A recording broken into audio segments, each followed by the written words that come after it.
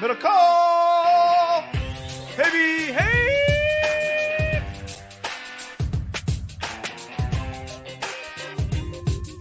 What's up, everybody? Welcome. I'm Guy Haberman. That's John MIDDLEKAUFF, and it's great to have you. How we doing, people? If you are watching YouTube, awesome. Whether you're watching it live or after the fact, hit that like button. That helps out the show. Subscribe to the channel. I think on the tube, John, we are 8 people shy of 17,000. I think is what we're looking at there on the old subscription list.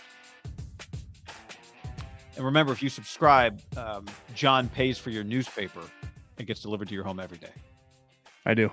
Shit, I'll deliver it. The way the world's going right now. Might need a second job. This is your second job. And your first job. We're also podcasters. Actually, we are first podcasters. I mean, that's all I got. I mean, that's my only gig, podcaster. We are JOB podcasters. So if you're listening to the podcast, that's the OG financial stream for Haberman and MIDDLEKAUFF. We appreciate that. Subscribe, share it. You know, wouldn't you agree? Like, just put it in a text to somebody and say, "Hey, maybe you'll like this. Maybe you'll hate it." But is that how people share podcasts, or just talk about them in text? Probably easier.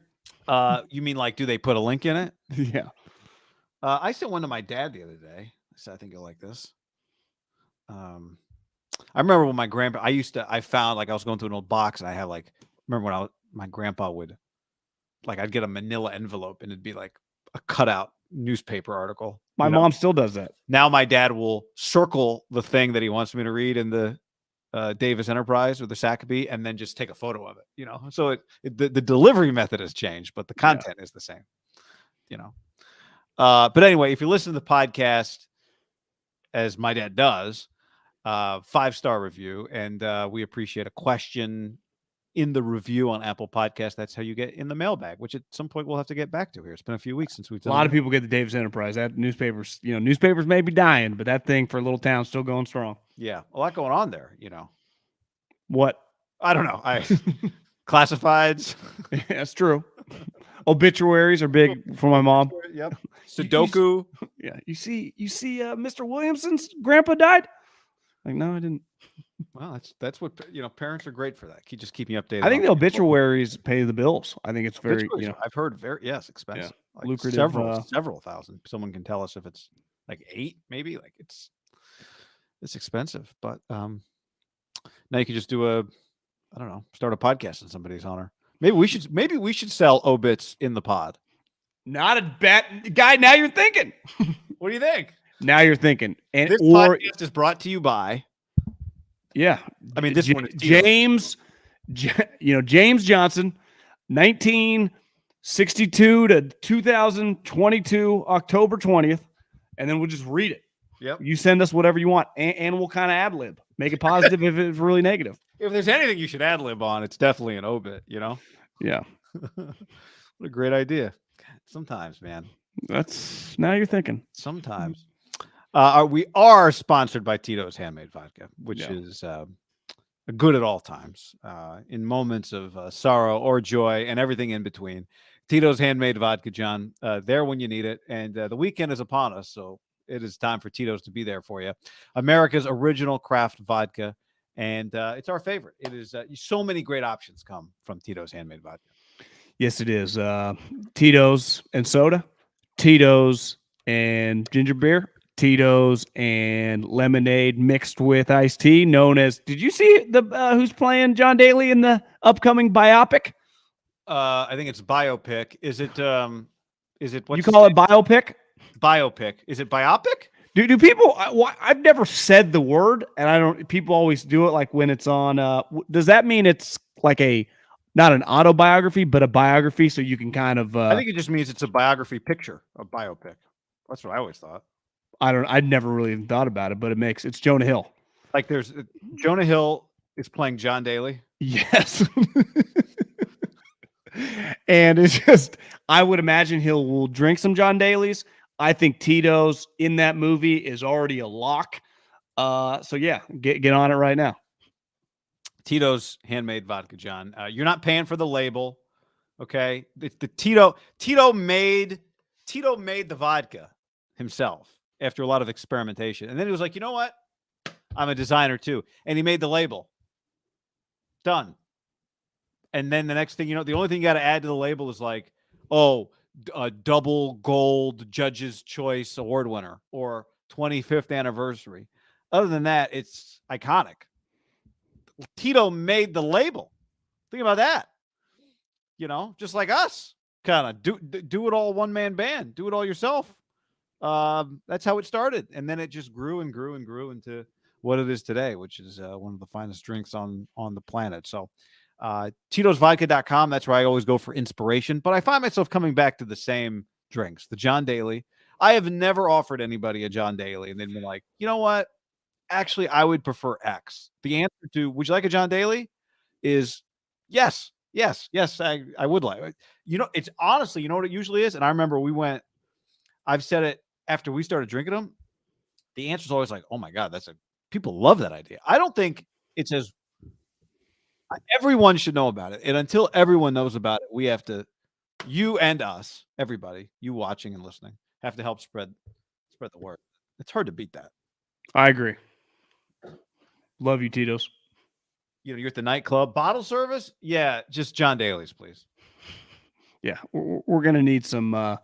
Just bring either Arnold Palmer's or bring them separate, and we'll mix them ourselves. You guys have any lemonade, iced tea, and just Tito's? Thank you. Yeah. We're also brought to you by DraftKings. DraftKings Sportsbook. It's back. That's the NBA that is back. Basketball is back. An official sports betting partner of the NBA. Here's the deal, and this applies to basketball or football, whatever you want to bet on at the DraftKings Sportsbook. Sign up with the code HAM.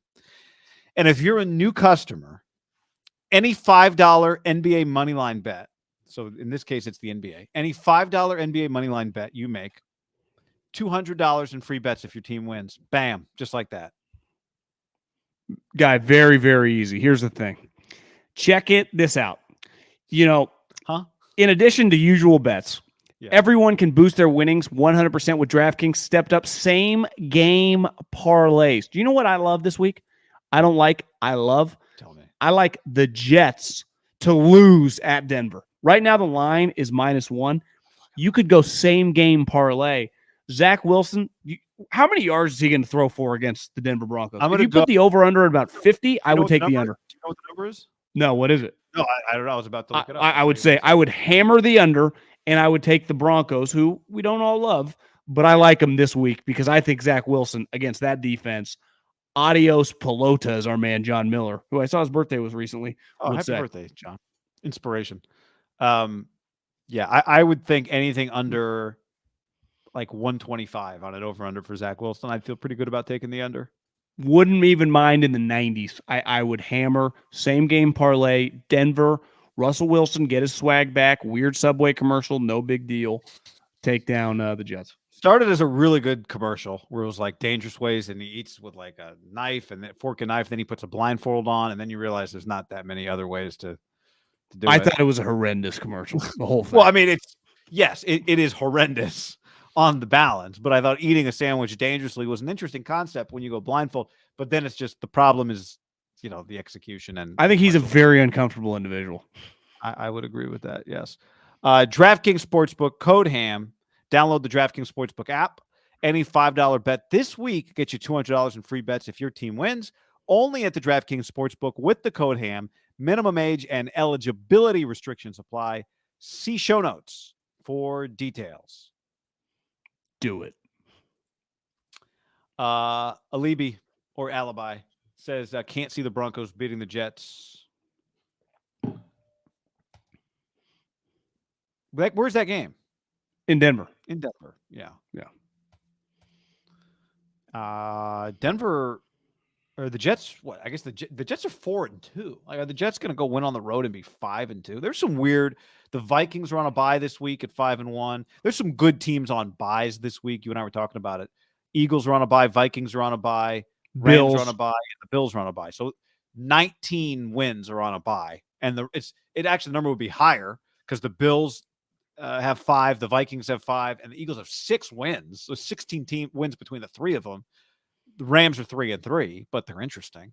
Yeah. So good teams on a bye has made for a week in which DraftKings could help you enjoy, because it's you know, on its surface, not a lot of thrilling stuff going on this weekend. No, I thought college won the week last week, just because, I mean, that's probably the best college game we're going to get all season, just in terms of Tennessee, Alabama, just the home atmosphere, how good the game was, what it meant to the University of Tennessee. I mean, you got Peyton Manning, Kenny Chesney in the house.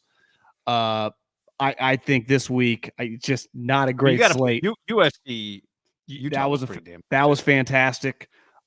This week, beside the Niners and Chiefs, like, I'm sorry, you put Pittsburgh, Miami's your Sunday night game. Like, I'm out. We're recording this before Thursday night Cardinals. That's Saints. shitty too. And Monday night is Bears Patriots. I'm kind of, did you see Ben Volen got duped? Remember we were going to talk about Mac Jones? Yeah. Well, a lot of the anti-Mac Jones stuff was coming from a DM that he got that was a fake DM. The guy made it up. What was the DM? Because where I saw the Mac Jones stuff was Albert Breer on Dan Patrick saying a lot of stuff, that there was a disconnect. He kind of doubled down on, I think there was a disconnect over the injury, which I think had been reported, that Bill was like out on him and Mac Jones has become a diva, some of that stuff. Gotcha. But I think the stuff, unless Breer's takes came from Ben Volen. They didn't. But there was enough meat from Breer, because Breer said that Mac was mad. Like, why are you hiring a defensive coach to be my offensive coordinator? Was one of the things he said. The other thing that Albert Breer said was, why is my QB coach a special teams coach? Which is a fair take to have. And Albert said Mac was like, why are we running a different offense? Why are we handling my injury like this? Like, they wanted Mac to get surgery. Mac did not want to get surgery. Well, turned out the injury wasn't as bad as they thought. And so Mac was right. Like, rehabbing was actually fine. Which is usually weird, right? Usually the team doesn't want surgery, wants you to power through it, and the player wants the surgery. But it turns out the surgery gets you back faster, in theory, with this injury. Oh, okay, I got you. Because the high ankle sprain, if you let it heal and rehab it, I guess in this takes case, a while. Whatever. I'm no doctor. But, his thing was like, him and Mac are very close. The other thing Breer said was Mac Jones is, remember who had this criticism, is a big why guy. Like, he wants to know why. Yeah. That was the Josh Rosen thing. Well, that's a Chip Kelly thing too. Always asking why. It's like, well, New England is not a big why place. I'm quoting Breer. So I didn't see the Ben Volen, other than I saw Ben Volen tweet. I got duped in the DMs. Apologies to my wife. I didn't mean to send those pictures. Which I don't know if you saw that trend that's going on like Instagram and TikTok, where like you can basically hire a fake chick to get in your man's DMs and try to see if they can get him, to. That is such bullshit. Yeah, that's the equivalent. That's the equivalent of sending a fake 18-year-old to go try to buy beer at the liquor store. Like, well, no, this is a cop. What's it called? Something entangled. I forget the word. Not Double Jeopardy. No, it's not Double Jeopardy. Which is a fantastic. I actually watched that movie over the last year. It still holds up. Still not bad. I hate that. Like, listen. Now, you got to be loyal, you got to be faithful, but there is an element, like, what are we doing as a society? Entrapment. Do you know the new thing that's going on? Entrapment. Is that what you're thinking of? Entrapment? Entrapment, yeah. I'm not down with entrapment. Like, when the cops send someone in to, like, buy a pack of cigs, and it turns out the kid's 15, but they were the one that told the kid. It's not like he actually wanted the cigarettes. Like, or the kid's 26, but they pretend they're 18, they're 15, Yeah, that ticks me off. Another thing I guess is going on is this scam that you pretend to be the boss of someone. Like, you reach out to someone under you in the hierarchy and you say, hey, I need 17 gift cards from Best Buy, or I need you to buy a bunch of Amazon gift cards and send it to me. This is Guy Haberman, and the hierarchy, it's like you're, the person under you. So a lot of times, sometimes they just do what you tell them. Right. I will pay you back, or we'll have the company, reimburse this is you. A prank? No, it's not a prank. It's a scam going on right now. Well, wait, I'm confused. What's the scam? Oh, you're saying you're not you're not a coworker. I'm not the boss. I'm a scammer. Person. Yeah. I reach out. Let's say you work for me. Africa. Yeah. Let's say you work for me. All of a sudden you get a text message, not from John MIDDLEKAUFF, but it says, hey, I got a new number. This is John Middlekoff. I need you to go to Best Buy, get 10 things at $200. You'll be compensated back. Company will take care of you or whatever. Yeah. Got it. You got to be on your toes, man. I can see how if you are if the technology has changed in your lifetime, if you're older, especially, you couldn't pull it off on millennials. You'd be like, what?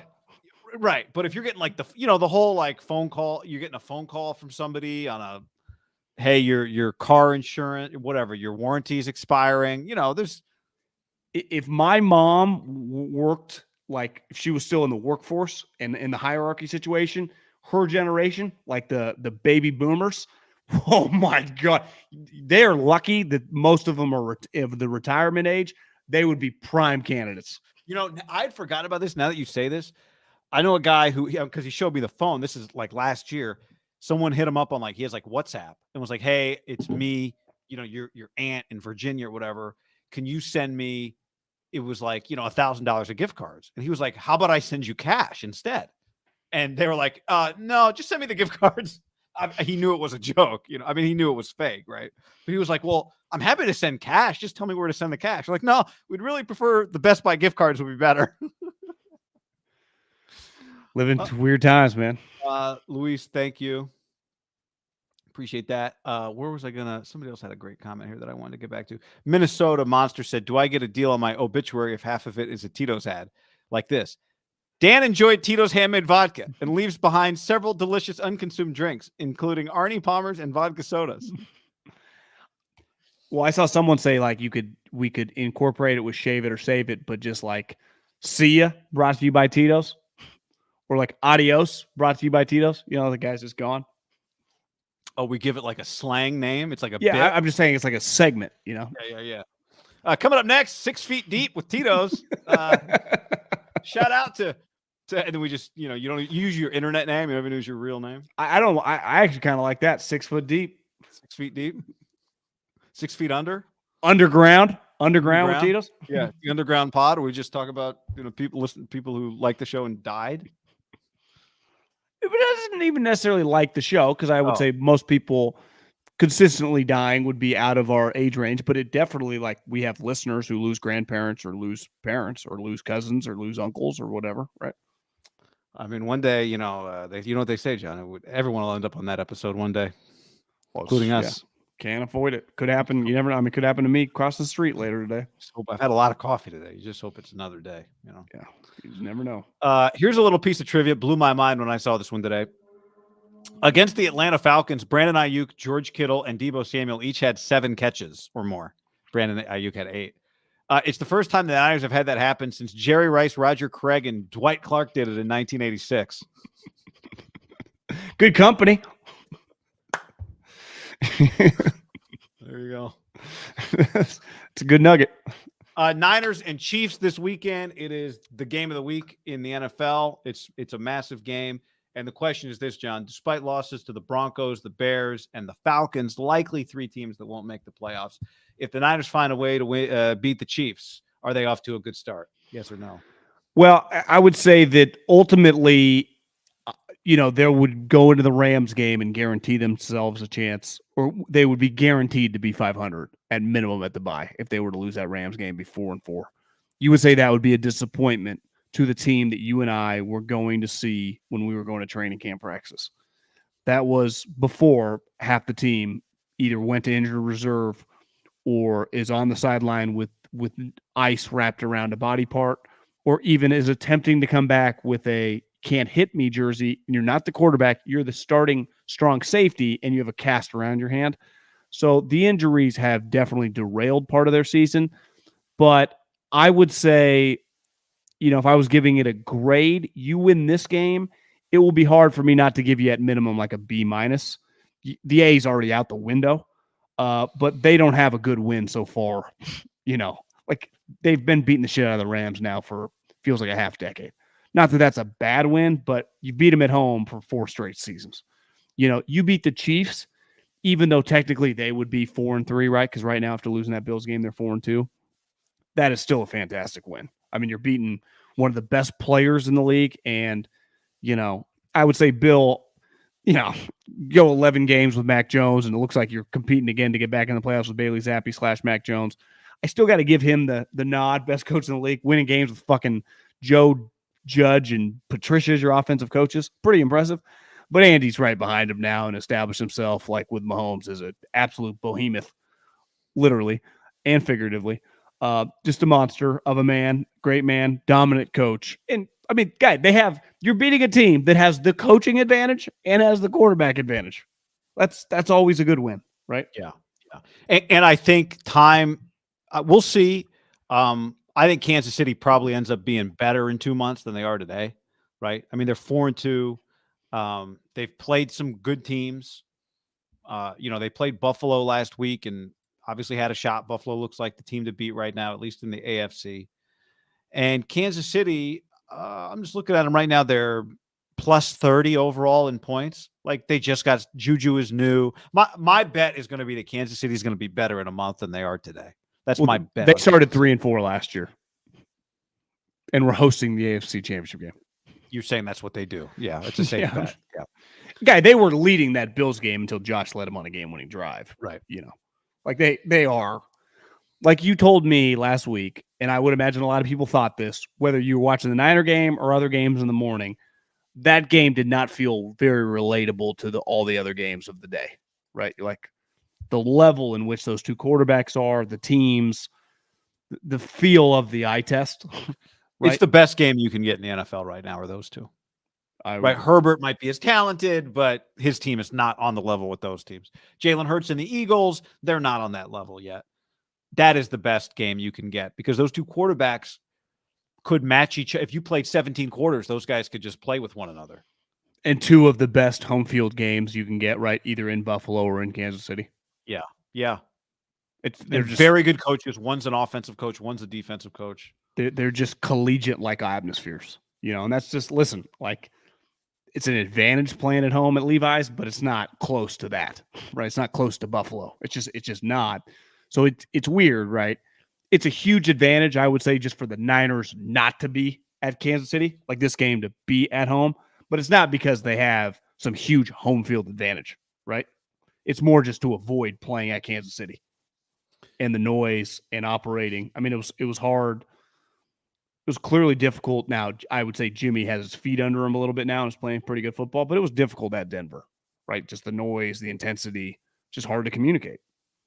And Atlanta got kind of loud, even though it was probably, a 60-40 split Atlanta-Niner. Like, maybe it's just I had a buddy who was at the game. He's one of the most popular people alive because you just hear his fucking name scream. Well, I had a buddy at the game, Pat, and I was like, I texted him because I'm like, the loudest it was when Juice got the ball. Because like you just said, like that's always the kind of barometer. Juice! Like, Juice the ball, everyone goes Juice.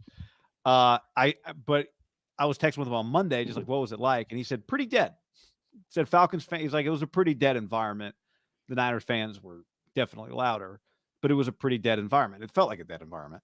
Look, all wins are not created equal. Your divisional wins matter a lot. And then obviously your conference wins matter. But beating Kansas City, I think, while it would make you 4-3, not all 4-3s are the same. And as bad as the Niners' losses have been, beating Kansas City would just at least be a representation of, okay, we're not crazy. This can be one of the best teams in the NFL. They've had some bad losses, but if you beat Kansas City, it just allows everyone to kind of believe, like, yes, you can still do special things. You just got to keep it together, especially, and we'll talk about health, because they should be healthier this week. It makes health feel like a little more of a legitimate reason or excuse for some of their losses. But part of the reason you get so much credit for beating the Chiefs is because it's so hard to beat the Chiefs. Like, you may not beat them. They're the Chiefs. Yeah. And their quarterback. One thing that helps this week would be a major, major issue, because it doesn't look like, did he change his name, or he just wants to be called Mooney? Like, I like calling him Charvarius. Just wants to be called Mooney. That's okay. So his name is Charvarius. Yeah. Okay. So Charvarius, with Tyreek not being on the team, if he's going to be out, I mean, he's not practicing all week. Like, I'm expecting him not to play. I would say that's a pretty big swing. The Chiefs don't really, like, you remove him, like they would have they'd be fucked. Lenore and Womack and these guys chasing around with no Mosley chasing around Tyreek. You agree? Like we'd be going, is he got like a 15 catch game coming up? Yeah. Just having like what they rely on, which is still very solid, that they are not as explosive on offense, but at wide receiver, it ain't the same. I feel better about rolling some of these randos out because Mahomes is still going to get his and they're still going to make plays. But to me, if you told me Tyreek was about to have the San Antonio tweeted last night that Jamal Charles was at the game. And the first thing I think of is like, I witnessed him score 5 touchdowns. And then I went back and watched the highlights. 4 of the 5 touchdowns were untouched pass plays. 3 were screens and 1 was like a wheel route. Untouched. Like and half of them were 50 plus yards. No one touched them. That's kind of what would get scary about like with Jimmy Ward being out, Hufanga always in the box. It would be a disastrous matchup with Tyreek. Yeah. But now with him removed, you're just playing the Jujus. I feel a little bit better. Because one thing they want to do, like watching the Chiefs the last couple weeks, Clyde's had a weird career, right? It was like he was awesome that one year at LSU. Then the Chiefs take him in the first round, kind of been hit or miss. Early this year was like, guys, not looking good again. And I feel like he's been coming on a little bit. And then the dude they drafted in the 7th round from Rutgers, Pacheco, who like runs. Mahomes says it looks like he's stomping the ground when he runs. He runs really hard. Number 10 has actually looked pretty good. And McKinnon, who Andy and Kyle probably have just both loved since he like came out of college draft 10 years ago, does play for them. Like Andy will, and this is going to be interesting this week, like a kind of a nerdy football thing. No coach throws more screens or like it's like a huge part of like his offense. Like what's Andy's philosophy throwing the ball? Like screen passes are? Well, what do screen passes kind of neutralize? A pass rush. Just whoosh.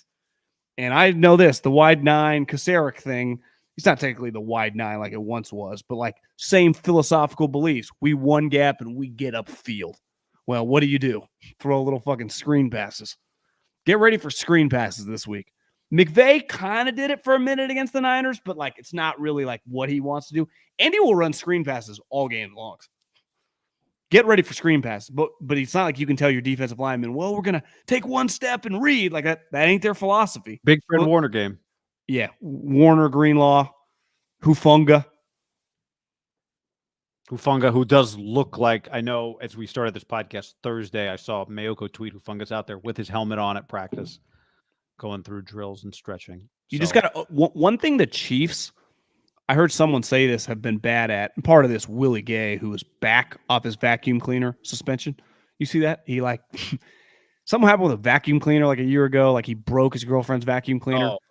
And cops were called, but nothing really happened. But he got suspended for some games, and their linebacker play is much better than it was early on. Like when Mahomes started in their defense, like they're really fast. They miss a lot of tackles because they're kind of playing out of control. And one thing the Niners do have is guys that just are pretty natural in the open field. Like this game's kind of a pretty good, like nerdy football game. Like D'Amico versus Andy, Kyle versus Spagnuolo. Can the Niners slow down Mahomes at all? Can Jimmy kind of keep humming? This defense is, I mean, Chris Jones, every time I've watched Chiefs, looks fucking awesome. Burford, Brendel, and Banks, pretty good matchup there in the middle. Like, if I'm Chris Jones, I'm kind of licking my lips, right? Yeah, I mean, for me, the Jimmy thing, here's the one thing I know, because I've watched the Chiefs, I see it, John. They line up off sides once or twice a game. Somebody's got his helmet in the neutral, like beyond the neutral zone. I'm telling you, it happens every game. If I was Kyle, I'd be on those referees. Somebody on the Chiefs is going to line up with their fucking face mask in the other team's backfield. It happens every week. But I think this is a big Jimmy test game. Like, the Niners have made a lot of mistakes in their pass game. Some of them have been Jimmy's fault. Some of them have not been Jimmy's fault. Last week, a couple of drops, specifically drops. Obviously, you had some penalties. The penalty from Brendel that wiped out, even though some would argue it was a bad call, that wiped out the Ayuk catch. But the Ray McLeod drop was a huge play. You cannot miss those chances against the Chiefs and win. You know how I know? Because you can't beat the Falcons with those mistakes. So I know you can't beat the Chiefs with those mistakes. And I do think there's been a lot of this. Jimmy's playing well. I agree. Jimmy has been playing well. But as I said on Sunday, I don't think he's playing quite as well as everyone we know what he is. We know what he is. I think for the most part, people are just saying he's playing winning football. Okay, that I agree with that. I agree with that. Yeah, he's not a liability for the last couple games. That is true. I think Jimmy is a good quarterback. So I don't think he is a liability, but in a game like this, unless you're going to take the ball away from Mahomes or score a touchdown on defense, you can't afford to drop a deep shot because you're not going to take as many deep shots as Mahomes. Like, this is the game when you want an 8-minute, 16-play drive. You just want to take up more than 50 yards. But you want, that stuff is useful in this game. But I do think Garoppolo, he's got to at least maintain that level of good football that he's played. And look, the throw to Ray was great. The throw to Ayuk, those were great throws. You don't get that Jimmy throw every week. So that's, I can live with a pick if you do some of those other things, because I agree. Guys throw picks, whatever. But Patrick will throw them. Yeah, Patrick does some crazy shit. He also could easily throw 3 or 4 touchdowns, with his eyes closed in a half. Didn't we? It was another Raider game. I think they scored. Oh yeah, it was 4 touchdowns in a quarter. I think it was like Patrick's Clay moment. Remember? What game? Against the Raiders at the Coliseum, either Pat's first or second year starting, he threw 4 touchdowns in the quarter. Remember that? 28 points, 1 quarter. I can't keep track of all the things the Chiefs have done to the Raiders, John. That's one that sticks out in my mind. Good news for the 49ers. It looks like Nick Bosa is trending towards playing. It looks like Trent Williams is going to play.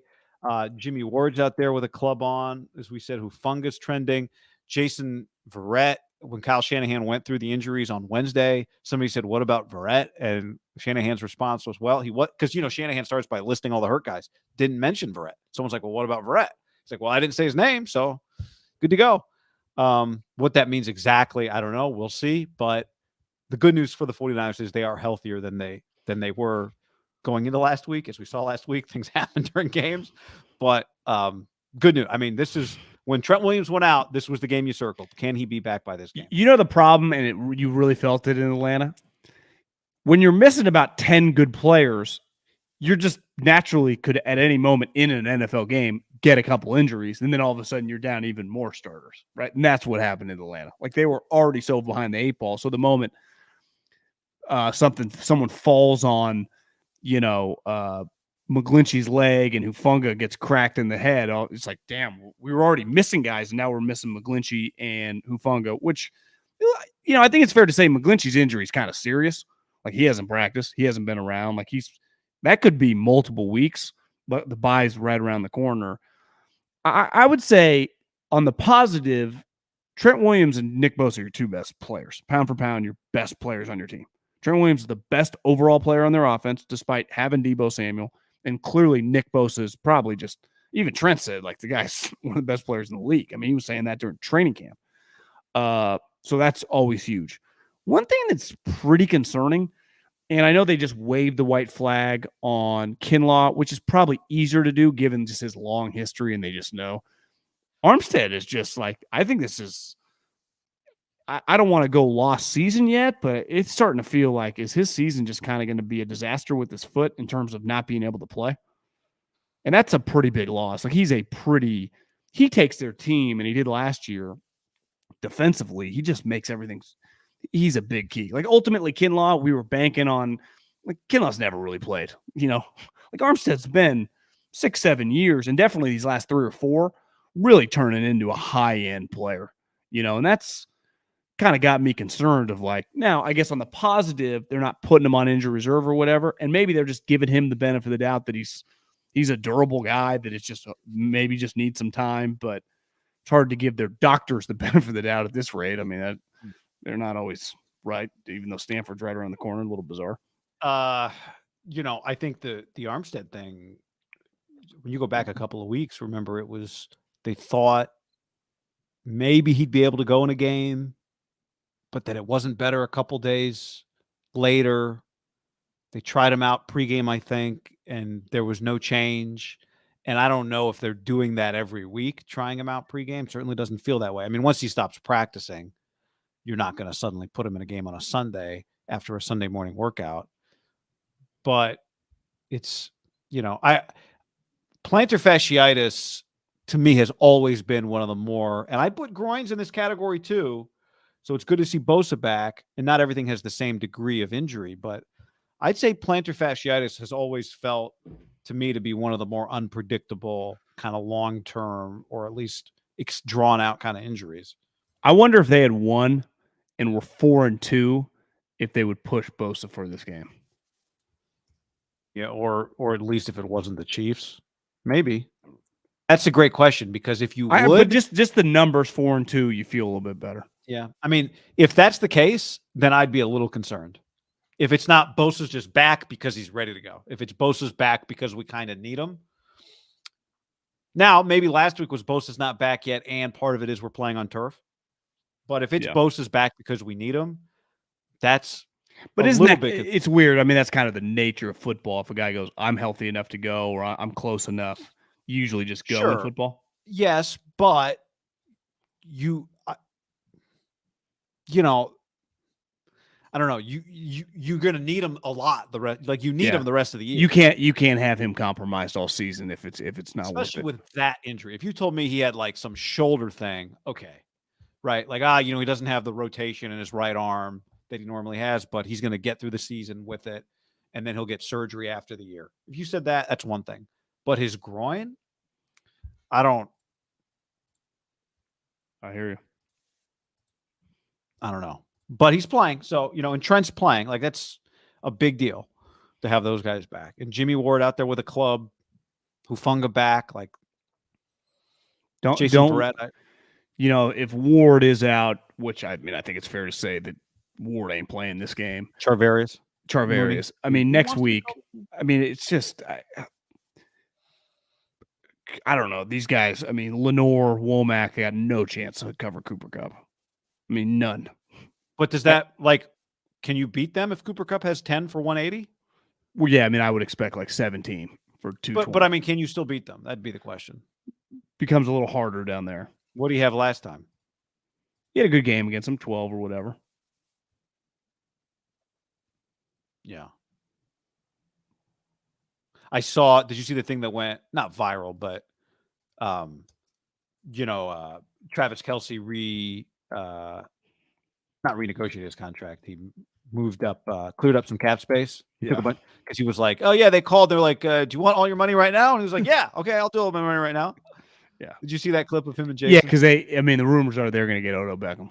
But I heard a Chiefs reporter say, yeah, maybe they're getting Odell. Also, they only had $400,000 in cap space. So just making a move from the practice squad to the active roster was going to be tight. Like, they had no cap space. They had $400,000 in cap space. How much did he give them? Did you see the number? I didn't see the number. No.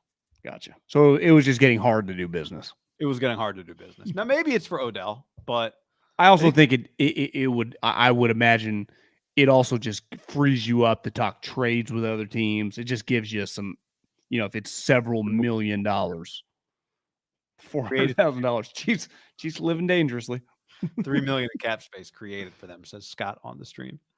And he's like, let's bring up Billy for special teams against the Niners. Beats is like, we're not going to be able to do that. But we can bring Billy up. Hold on, we just got to renegotiate. We just got to add 5 years to Mahomes' contract. Yeah, we're negative $375,000 going into this game, and it's a hard cap too. So we got to do something. Andy, can you float me $2 million? Can we take it out of the coach's salary pool, maybe? John, before we go any further, let's tell the people about our friends at Indeed. Every deep playoff run starts with building an amazing team. Doing the same for your business doesn't take a room full of scouts. See, scouts are overrated. You just need Indeed. Indeed knows when you're growing your own business, you got to make every dollar count. So use Indeed.com/ham to start hiring today. Indeed.com/ham, where when you sponsor a job post, you only pay for quality applications from resumes in the database that match your job description. Yep. Don't spend hours on multiple job sites looking for candidates with the right skills when you can do it all with Indeed. Here's the thing, guy. Virtual interviews. Think how key that is. Indeed saves you time. You can message, schedule, and interview top talent all in one place. They find the skills you are looking for specifically. So not sending out this general query. You're finding specific skills for specific people. You find them on Indeed, you interview them, build your company, start making more money. Indeed.com/ham. Indeed.com/ham. Join over 3 million businesses worldwide that use Indeed to hire great talent fast. In the minute we've been talking, 16 hires were made on Indeed, according to Indeed data worldwide. Think about that. And when you sponsor the job, you're 3 times more likely to get a hire. Indeed.com/ham to start hiring right now. That's Indeed.com/ham. Indeed.com/ham. Terms and conditions apply. Cost per application pricing not available for everyone. You need to hire. You need Indeed. All right. I saw this today. The Niners actually put this out in their pregame game notes. The most sacks among rookies in the NFL so far this year. Drake Jackson, 3. Aiden Hutchinson, 3. Okay. All right. Those are good numbers. But let's dive a little deeper into these numbers, John. Let's go to Pro Football Focus. Oh, my friends. This is organized by total pressures by rookie defensive ends. Okay. For those of you listening, I'll read you the list. George Karlaftis, number 1, 17 pressures. Aiden Hutchinson, 15. Arnold Ebiketie, I can never say his name, from the Falcons. I think today's the first time I tried. Trayvon Walker, the Jags. Kayvon Thibodeau, they're tied with 12. Drake Jackson is 6th among rookie ends with 8 pressures. And Sam Williams is 7th. Sam Williams of Ole Miss.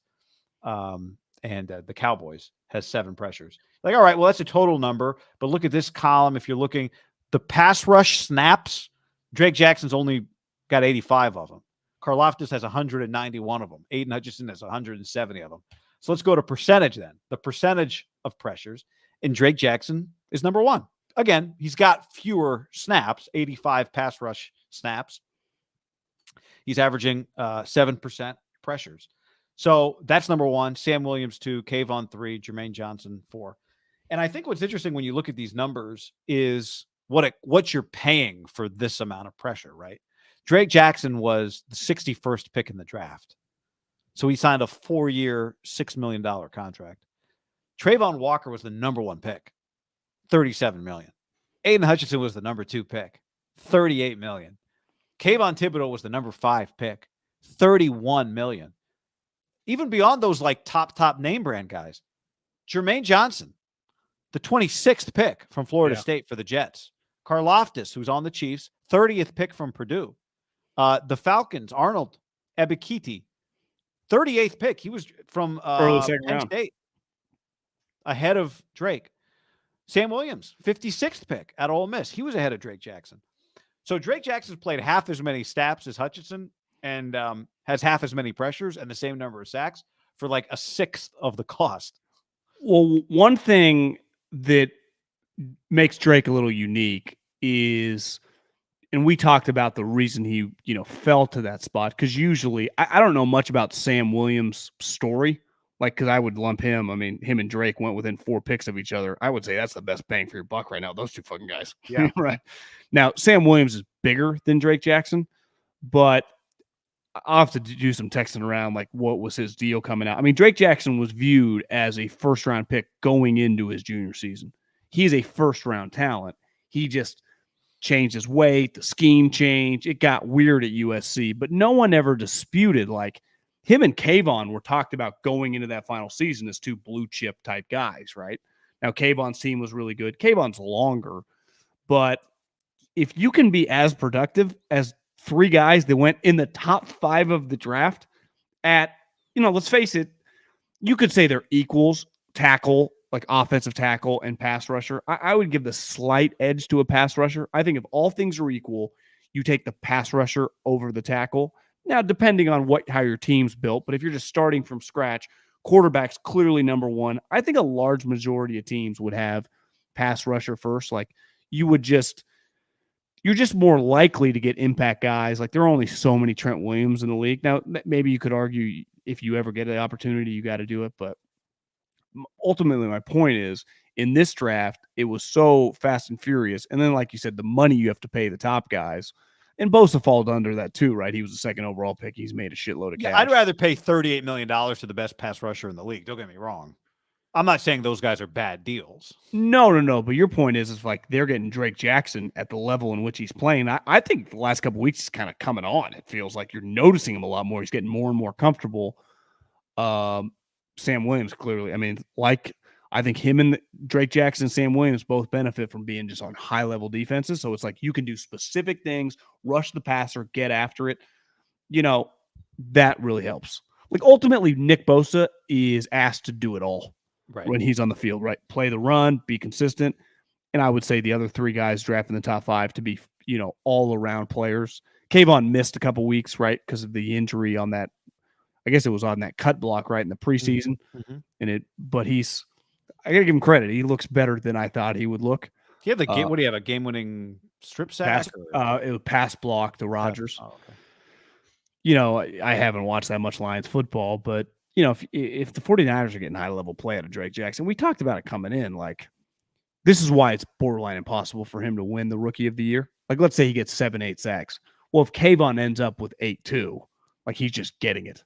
The momentum of being the top pick, and if the team's good, I would say it already feels like he's in the mix. And if the Cowboys has a guy how many sacks does Sam Williams have a sack? No. Now, what I have up on the screen right now for those of you watching are PFF's numbers. They actually have Drake with 4 sacks. Oh yeah, they don't. They kind of have their own numbers. They have their own, which I think didn't him and Bosa get it on a sack and they took it away from Drake? Or I remember there was a play like that a few weeks ago. But, I think you said it. There's something to be said for when you're drafted in the second round, you're not being asked to be Kayvon or Aiden Hutchinson. So Drake Jackson's on the field in situations where he can get a sack and with other guys who get a lot of attention. And so it's a great spot for him. But that's great. You know why? Because he needs to be developed. This is part of the deal with getting a guy. As Scott said on the chat, if I were Drake, I'd be pissed at Clay Helton for playing me out of position. It cost me $10 to $15 million. I don't know if you've seen, by the way, that Clay Helton's offense is like one of the top offenses in the country at Georgia Southern. But yeah, I mean, if he were just getting ready for the NFL for the last 3 years, where would he have been drafted? I don't know, but it wasn't going to be 61. No, sometimes though, and he's lucky because it could also lead you to, end up going in the second round. You could also end up at a shitty team. Like he's in a pretty good spot that could lead him to a lot of cash. Totally. Yep. No, you're right. There's no guarantee in the sport of football. Being the 17th pick or 22nd pick just guarantees you that 4-year deal. The 5th-year option, you get to work off that for your next contract. There are a lot of benefits on that. Like ultimately, once got into an argument over a specific player who's a pass rusher who is a big-time player now. If I said his name, I think we all agree he's a top 6-7 player at his position. But the thing that he doesn't have in the negotiating, when he negotiates his contract as a non-first-round pick, is that 5th-year option gets factored in. Like when quarterbacks argue over the franchise tag, like that's guaranteed money. So he's like, well, I got 20 million or 30 million. That's where the negotiations start. Where when you're a 2nd to 7th round pick and you become a stud, that number's 0. Yeah. Like you don't get the 5th-year option and the franchise tag. So you kind of get the double dip. You just get, you franchise tag me instead of the 5th-year option and the franchise tag. Right. So it's why hitting on players past the first round is an incredible deal. It always is. There is nothing like it. You're basically obligated from your fan base, your owner, the general manager, like you better hit on your first round picks, but you also better nail some, at minimum 30% of your picks post pick 32, because those deals are just, it's honestly why the Rams are kind of fucked, because you can't consistently give up. It's one thing to give up first round picks. Like you honestly could not have a first round pick every year and still build a very good team if you already have sweet players on your team. But like, I can't go every single year. Like I haven't had a second round pick for 3 straight years, which most people think is the best deal in the league, because a lot of times you can get first round talents at second round wages. And then let's face it, like historically, there are a ton of good players that go from pick like 60 to like 90. Right. Also, isn't there kind of a thinking sometimes that you're getting second round talents at first round wages halfway through the first round? Yeah. Well, John Schneider would tell you that. Yeah, John Schneider would. Yeah. Which is a fact too, right? Like ultimately, I think the number of first round picks is set every year. The number of first round worthy players is not. Like I bet Veach would tell you, listen, we really like Karlaftis. We had to use the pick. We weren't able to trade back. We would have loved to get him at 35 and not 30. Sure. Right. No. Just for reference, and again, not a shot at Aiden Hutchinson at all. This year, Drake Jackson makes $1 million. Aiden Hutchinson he got 20. You got a signing bonus. So he got $24 million. Well, I was listening to Anthony Slater with That's Russillo. 1/24th, John. Well, I was listening to Slater with Russillo talking about the Draymond situation. And, Russillo can't quite wrap his head around, like, they're really going to get rid of Draymond. And he's like, well, yeah, they kind of have to. Like, they don't, he's really the only salary slot. Like, they can't, of the three guys, they extended two of them. Even in theory, like, if they extend Draymond, they can't keep all these guys on the team and have a $500 million payroll. And he's like, the one sneaky problem that no one talks about, and we'll see how good this guy ends up being, is James Wiseman next year makes $12 million. I think sometimes you forget, like, when you're drafted really high in basketball and football, you don't make, like, if you become really sweet, like Anthony Edwards, who ultimately it's pretty clear Anthony Edwards is going to be like a $30-40 million player. But even right now, he's making like 10. Why? He's not making like 1. So the gap between, like, Trevor Lawrence, like, yeah, it's pretty clear Trevor Lawrence probably going to get a big second deal, but it's not like Trevor Lawrence makes nothing now. If you said Aiden Hutchinson got $38 million, what was Trevor got? 39? He was the number 1 overall pick, guaranteed 5-year deal. He doesn't make nothing. It's why, like, when ultimately Amari Cooper's and the Khalil Macks and Nick Bosa's get that second deal, they've actually already made a lot of cash, Like, ultimately, and you have pretty bad to make less. That's not happening. 100%. It's why the holdouts, like, yeah, Aaron Donald could hold out back-to-back years. It's like, he was the 11th pick. Now, he didn't make stupid money, but he still got a $16 million. He's not relying on, like, you did the math for Debo. It's like, Debo's actually only made $3.5 million. Right? Amari's like, yeah, I made that. My signing bonus when I was the 4th pick in 2016 was 17. Yeah. Right? I don't know how much money you have to have in the bank to not blink an eye at what a private jet costs, but I'm pretty sure you need more than $3 million. You know what I'm saying? Depends how far you're going. Yeah. Well, I just mean, like, you don't have to think twice about a $20,000 to $50,000 flight. Well, think about this. When Trey Lance was drafted by the 49ers, I don't know if it'd be after you sign your contract. I think you get it within 2 weeks of after signing the contract. And I'm pretty sure he signed his contract right before training camp. He got a signing bonus of $22 million. Now, the signing bonus is part of his $34 million contract. So 22 of the 34. So when you do see next year this year he's making whatever, he's making 6 or 8 or whatever it is. Exactly. But it's actually amortized over the cap. Like, he did receive 22 of his 34 in the way of a one-time direct deposit. Not the bag. I hate that term. He did not get a bag. He's paying taxes on this money. It was wired. Bags are now taxed. No, they're not. Bag tax. The problem is, like, unless you're in your bag, that's something else. Yeah, you couldn't do anything with a $22 million bag, right? Because banks, you got to show proof after like 10 G's. It'd actually be pretty worthless. You couldn't even buy cars. Yeah. Where are you hiding that money? Well, Pablo would say bury it.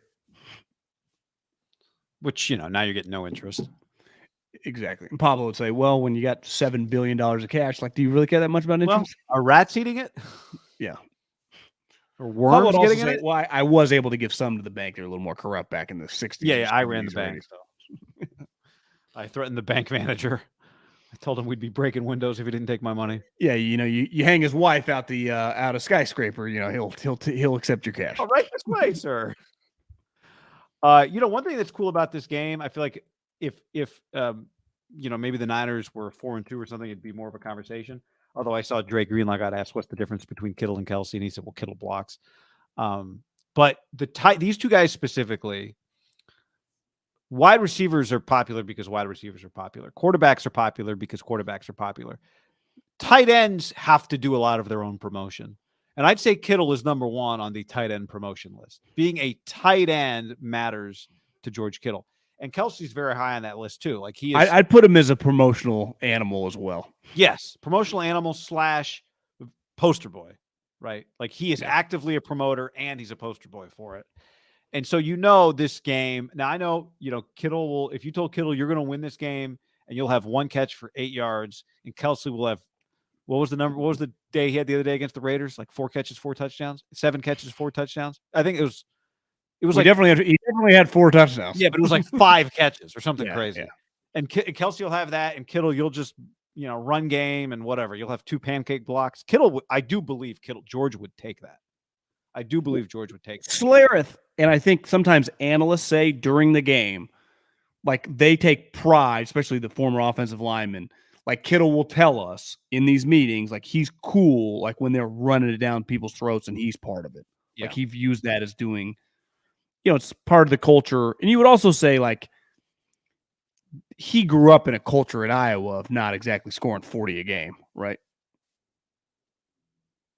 Like he's, his football philosophy from a college and NFL player, even though he's a fantastic player with the ball in his hands, like philosophically, like the coaches he's been around, Kirk Ferentz and now Kyle, running the football has led to a lot of success in both collegiate and the NFL. Not just for him, but I mean for his teams, right? Like the way in which they play. Yes. And he once told us, you and me specifically, that he thought he was on the show. He was on this show. Each of those guys owed him $1 million the following year when TJ Hawkinson and Noah Fant got drafted. Hawkinson was 8th and Fant was like 20. So remember, Kittle went 5th round. Yeah. Kelsey went 3rd. Now Kelsey had suspended for a year for school. He had some red flags. Even though so did his brother Jason, and I would say Jason and Travis are viewed as like all-time champion foxhole guys now, right? Yeah. Having some red flags doesn't mean you're not a good teammate. Well, Kittle had red flags. I mean, I don't think Kittle is viewed as – it's weird. Like, he takes a lot of pride in Iowa now and goes back. I don't think him and Iowa, when they left, he was viewed as like the Iowa program and him were in love with each other. Maybe really? Kittle like them, but I don't know if they loved him. 7 catches for 25 yards and 4 touchdowns was Kelsey's line. Thank you, Chris, in the Raider game. But to your point earlier, it's now – I mean, Kelsey is, he's 6th in the league in catches. He got 41 catches. Tyreek Hill not being on this team changes a little bit, right? Tyreek's 2nd in the league in catches. Would you say non-quarterback? Because it's not even fair to compare quarterbacks. Kelsey and Kittle are 2 of the more famous players in the NFL. Yeah. Kelsey leads the league in touchdowns. Kittle does not have one this year. Receiving touchdowns. How many touchdowns does Kelsey have? 7. Yeah, I guess you get 4 in one game. 4 in one game. Yeah. But yeah, I would say those are 2 of the more famous players in the NFL. Absolutely. I feel like George is, Debo has entered the chat. But, over the last, 8 games, the playoffs, and then this year. But I feel like George, before Debo really entered the chat last year, was the Niners' like most famous player with the casual, like George Kittle. More famous than Jimmy Garoppolo? I'm saying not quarterbacks. Oh, I'm sorry. Yeah, I would agree with that. It's not even a fair comparison, right? Jimmy's not even a top 10 player on his own team, yet he is infinitely more famous than everyone because every chick knows him. Yeah, it's not a fair comparison. No. It's crazy. Like, people know, like, if you went to a girl and asked them about Patrick Mahomes, they might bring up, oh, what's up with his wife and his brother? Right? It's just, they would know like family dynamics of quarterbacks. Like, what's up with Garoppolo? Single still? It's kind of crazy how much you end up knowing about quarterbacks. Oh, yeah, Josh Allen's dating that girl from Fresno State? Maybe I just know that. I read an article on it, actually, like within this year. Aaron Judge's wife is from Fresno State, too. I read an article on Josh Allen's girlfriend, maybe his fiance now. They grew up, must have been in similar towns. They dated really briefly. She thought he didn't like her.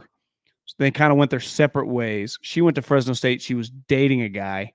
Josh Allen was beloved by her family.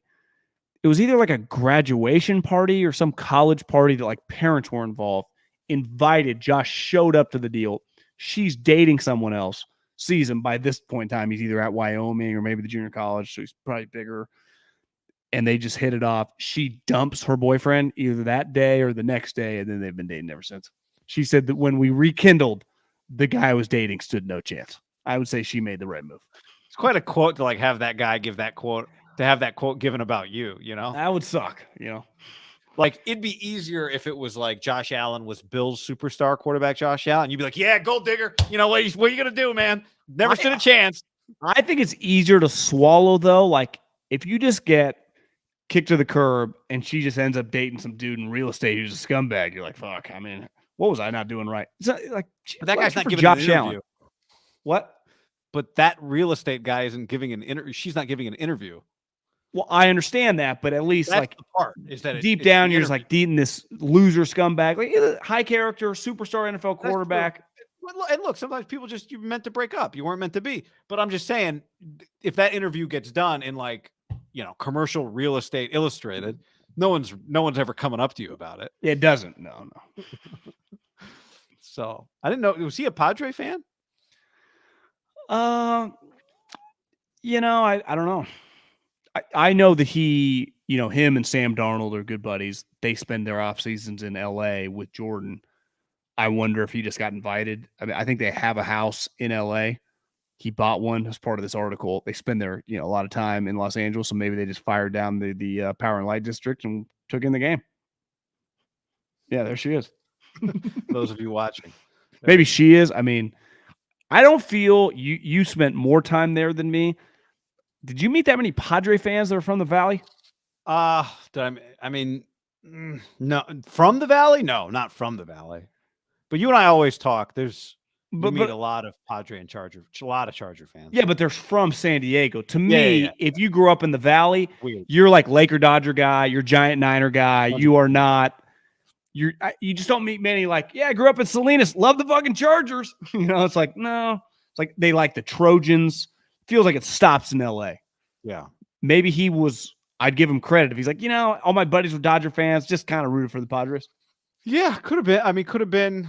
Were they cool at that point? Not really. He wasn't around for like their. I mean, you know, he wasn't watching like Ken Caminetti and Tony Gwynn. It was Randy Myers. Loved Hoffman out of the pen, even though in the picture that I sent you, cool. He was he did play baseball though, right, Josh Allen? I would imagine he threw gas.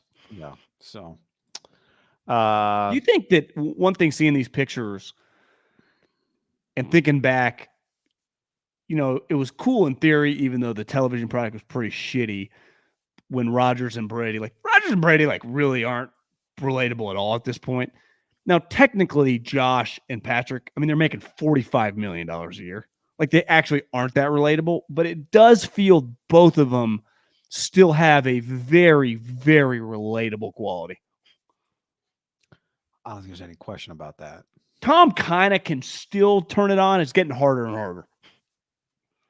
I would say borderline might be gone at this point. Tom spent a lot of time crying about being a 6th rounder, and I think that helped his relatability. You know, that Tom thinks of himself, or at least for a long time, thought of himself, like really thought of himself as an underdog, right? But it always felt like who became his best friend in his latter years, like Julian Edelman, 7th round pick, this blue collar guy. But even then, you watch Julian Edelman, he's like dating models. Like, how relatable is Jules at this point? You know, like a Verizon commercial. Yeah, doing commercials left and right. You know? But even Jules like does a pretty good job of kind of keeping like you could like drink a beer with Julian Edelman. Look, you know? I think there are people that are not rich that are also not relatable. You know what I mean? Like 100%. Money thing. No, I mean, I ran into a guy today in the gym that was the biggest D-bag I've come across in a long time. It's like, this guy is just a D-bag. Shirt off. I mean, it was, you know, this where I'm at right now has its own gym, but it's big. Shirt off, making sounds, singing, kind of headphones in, like singing loud, that type. Oh yeah, headphones in, singing loud. We interact on one thing I was going to use.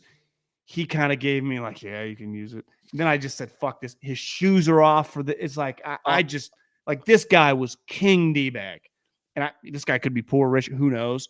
But my point is like, it has nothing to do with money. It's just harder to relate when you start making $45 million a year. Yeah, yeah.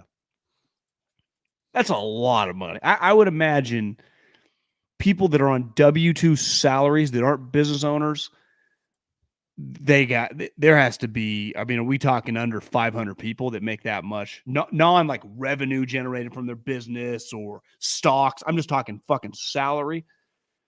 Less than 500 people in America. I mean, it's got to be a short list. No ownership. Guaranteed None. salary. Yeah. No ownership.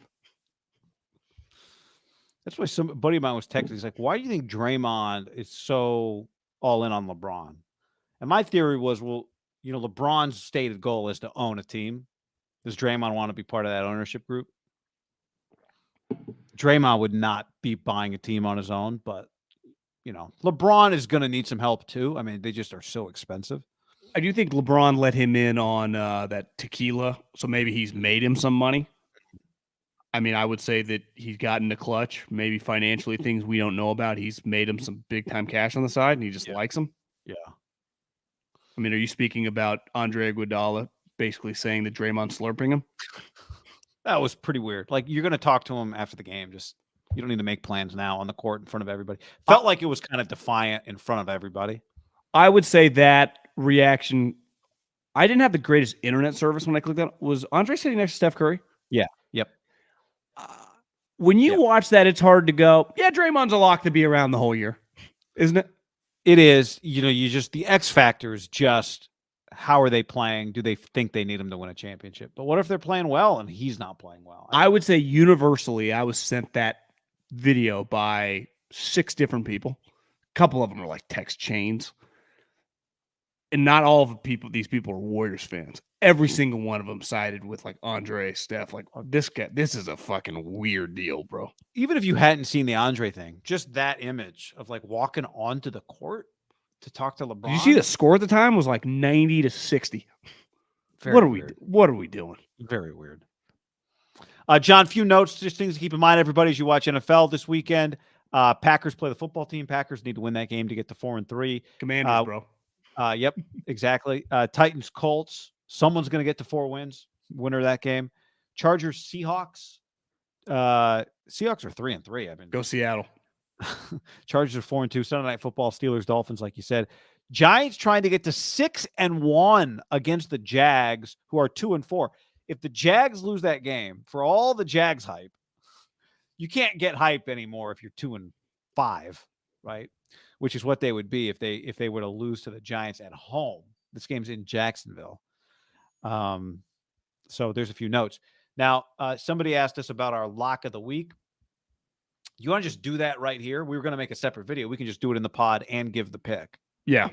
So, folks, if you're listening to this podcast or watching this video, we got to make a little 1-minute video. We'll give you the pick here in a second, but we'll do it all in one so we can just get it all out together. See how the sausage is made. Here we go. 3, 2. John, time now for the lock of the week. Our lock of the week brought to you by DraftKings. Sign up with the code HAM with the DraftKings Sportsbook app. Any $5 bet, get you $200 in free bets if your team wins. Guy, I don't like it. I absolutely love it. I don't know it. Can I guess it as you say it? Go. 3, 2, 1. You want to do 3, 2, 1? Yes. 3, 2, 1. Broncos. Oh, I like it too. That line opened at Broncos -7. It's now, I think, Denver +1 against the Jets. That's insanity. I like the Broncos to win this game.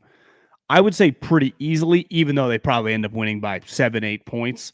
But I don't see how Zach Wilson moves the ball. They are winning games with Zach Wilson throwing for 100 yards. That ain't happening against this defense. I think this defense guy is going to destroy. Jets are pretty solid. They got good players. Hard to run on this Denver defense, and how you throwing on them? Zach Wilson sure ain't. And you see Elijah Moore freaking out targets. They had to send him home from practice. Breece Hall has been playing well. I did not see that Elijah Moore nugget. Well, I'd be mad too. The quarterback can't throw to him. Right now, the numbers on Zach Wilson, John, 56% completion percentage, 1 touchdown, 2 picks in 3 games. Yeah. Problem. I like it. Who you got? UCLA +6 or 6.5 at Oregon this week. I was texting with Jeff Schwartz, who's a big Oregon guy. I said, I think a lot of people are on Oregon. He said he's seeing a lot of people on UCLA. Feels to me like a lot of people are picking Oregon because of the site. I would say UCLA is the better all-around team so far this year. But here's the deal. Anyone who's watched the Pac-12, John, knows this. Washington 4-0 at home. Left home, lost twice. USC kicking people's asses at home. Go to Oregon State, have to fight to beat Oregon State. Go to Utah, they lose. Going on the road, Utah on the road, UCLA lose. Florida lose. At home, beat USC.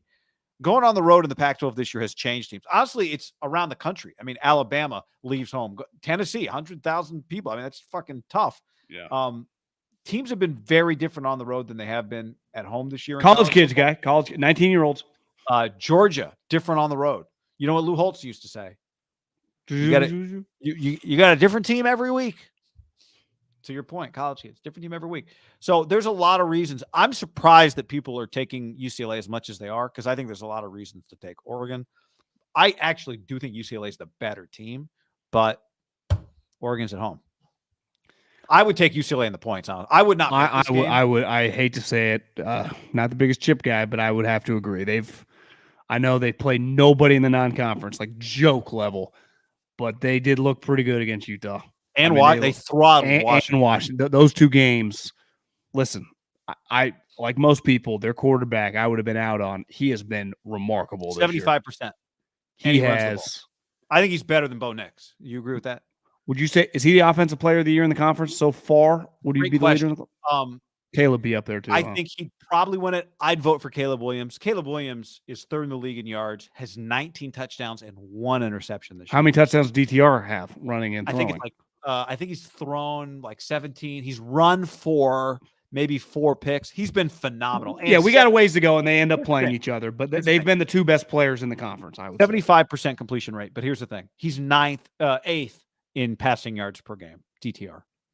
So I mean, they're not throwing really, it really down. Good. He's been really, really good. But like Caleb's throwing bombs. Last year, people wanted what about Cam Rising? I was a part of that. We had that conversation around the Pac-12. Like, could Cam Rising be the offensive player of the year? The problem was, and I felt this way last year about Cam, and I have to apply the same logic to DTR this year. Cam Rising was 9th in the league in passing yards per game. You just can't be the offensive player of the year in your league if you're 9th in passing yards per game. I'm sorry. Now, if Cam was a significant running threat, and Dorian Thompson-Robinson's a significant running threat. So, that makes it complicated. But I thought DTR was a lock. He was going to have to change positions, and it still might end up coming to fruition, kind of like an Antoine Randall, but I think he's going to get some quarterback love wide away. I mean, John, he's 75% completion percentage right now. Yeah, but you get to dink and dunk in that offense. I know not all completion percentage is created equal, but still. I mean, now could he? Yeah, I mean, could the Cardinals just draft him as in the 3rd round? He'd fit that offense. He is. Sorry, 15 touchdowns, 2 picks. That's the number. Plus 4 rushing. Get to throw a lot of wheel routes for Chip. What's funny is his yards per attempt is number 1 in the league. 9.3. Yeah, Chip. But part of that is, I think they scheme some guys wide open. But he is hitting guys at a much higher level than he was before. If Chip were to win this game, it would be just like, holy shit, is this guy back? It would be like that, yeah. They're ranked 9th. They're ranked 9th right now, and they're undefeated. Chip's one of the rare guys that moves west and gets bigger. Oh, physically? Yeah. I mean, usually in the sun, you start moving around a little more. He's put on some LBs. Coaching ball, John, is a full-time job. Did you see somebody tweeted at us the other day that Tom Sula is coaching the Rain Fire? I didn't even know that existed anymore. Europa. Lot of buzz for people being at this game, right? All the players we listed, obviously Harbaugh. The Niner game. Yeah. I can't believe Jim Harbaugh's showing up. That's a lot. If I was him, I would not. Bye? They must be, but even if they're on a bye, that's a long trip. I guess I would imagine he's making a recruiting West Coast trip out of it, right? It is not bad for business too, just right. You can convince your boss pretty easily. Fundamentally, it's just good for our brand. For me, I think. There. Do you know the best part about being a college coach? When you start rattling off wins by Jim, you ain't checking anything by anybody. Taking the plane. And the president's got to tell his wife, "Sorry, babe, I know we were going to go to Park City this weekend, but Jim needs the plane." You see, the early line is Michigan plus 10 at Ohio State. Obviously, it's still a month away or more than that, but you like Michigan? Well, I think they're pretty good. I think they are pretty good. And this quarterback, I don't know if they're quite, Problem with the quarterback is he's got like a rotator cuff issue. Oh, he got hurt? Well, he's been hurt. He's going to need surgery after the year. They said as long as his mechanics are perfect, it doesn't hurt him. That was what they said during the last broadcast. As long as his mechanics are perfect, he feels no pain. It's a good way to keep his footwork tight, John, because if his footwork's off, he hurts his. So he's not doing any sidearm Mahomes? No Mahomes. No Mahomes. No. All right, everybody. We good? Thanks for hanging with us, y'all. Always appreciate the support, the love. Send us pictures of you enjoying Tito's this weekend. We're always very appreciative of that. You can tag us on your social media platform of choice, except Facebook. We're both locked out of our accounts. Instagram, DM us or tag us there. Definitely appreciate when you DM it because, sometimes you miss the story and we want to screenshot that bad boy and send it off to our people at Tito's because they appreciate it. So thank you for the love and support. Like buttons, subscriptions. Let's keep this bad boy rolling. Fist bump from MIDDLEKAUFF.